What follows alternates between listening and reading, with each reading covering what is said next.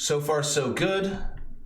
Let's do some estimation. Estimation problems are another one that tend to be very frustrating for parents who, like me, although I'm not a parent, but grown-ups who, like me, grew up learning to solve problems by writing them down in columns and adding up every little digit and carrying every one and all that other stuff.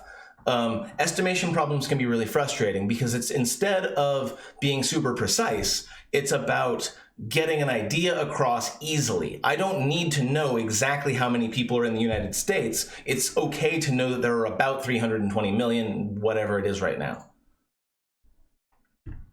Taylor had $147. Then she spent $42 on sneakers.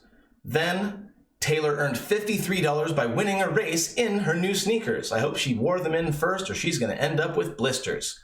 Estimate how much money Taylor has left. So we're not being super precise.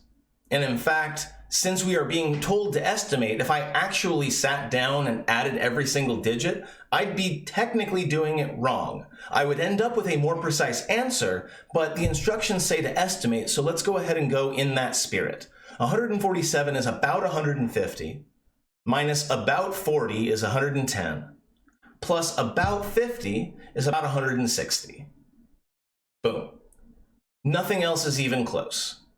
So even if you did add them all up perfectly and get whatever you get, the one that's going to be the closest is 160, right? But if you're asked to show your work, you know, there are tolerances here. You don't want to say 147 is about 300, but like, you know, just make things easier on yourself by dropping the last digit, essentially, rounding up or down, as it were. An art teacher had about 60 grams of blue clay, combined it with about 30 grams to make 90, and then she let students use the green clay. Oh, so we're subtracting about 20, right? Because there's about 20 left.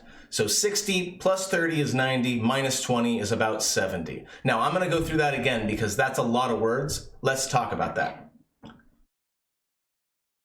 This part, I hope, makes sense. If I have about 60 and about 30 and I combine them, that's about 90. Then she let students use a bunch of the clay, and it says at the end of the week, there is 18 grams left. So how much did they use? Everything except for that 18 grams, which is why I'm subtracting it off. And I'm making it about 20. Don had about 50 baseball cards. He got about 20 more, so that's 70. He wants to divide the cards into piles with 12 cards in each pile. Oh, interesting. Well, I know that I would actually do this out. If I was with a third grader here, I would actually like try to have some cards and do this out.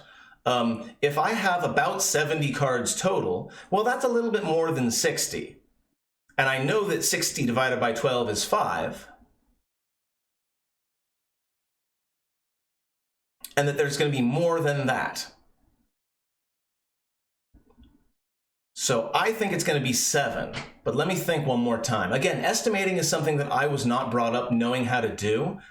So this is actually a challenge for me as a high school math teacher. So bear with me for a moment, please. So we've got about 50, about 70, and we're going to divide it into piles of about 10. That's what we could do. See, I was already using 12 instead of estimating. If we have about 70, and we're putting it into piles that are approximately 10 each, then yes, it would be 7 piles. Okay. Had to think that one through out loud a little bit, and that's okay. It's okay to struggle with these things, even if you're a grown-up who has a degree in math. One day at lunch, a restaurant served about 180 burgers, about 60 grilled cheese sandwiches, so that's 180 and 60 is 240? 18, 19, 20, 21, 22, 23, 24. Okay, 240. Plus about another 40 is about 280. Boom. Nothing else is even close. Use those fingers. That's what they're for.